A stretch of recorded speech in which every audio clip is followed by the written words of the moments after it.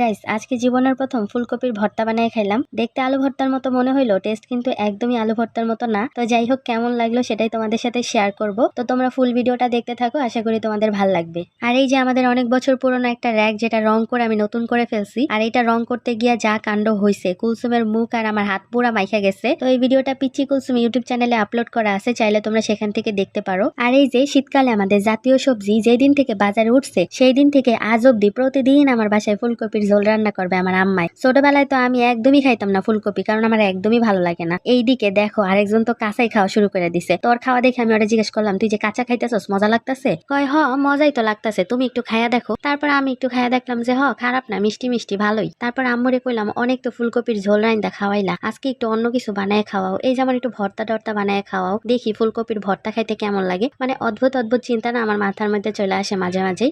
তো আম্মুরে বলি, আম্মু তোমার হাতে তো ভর্তা অনেক মজা হয়, তুমি বানাও।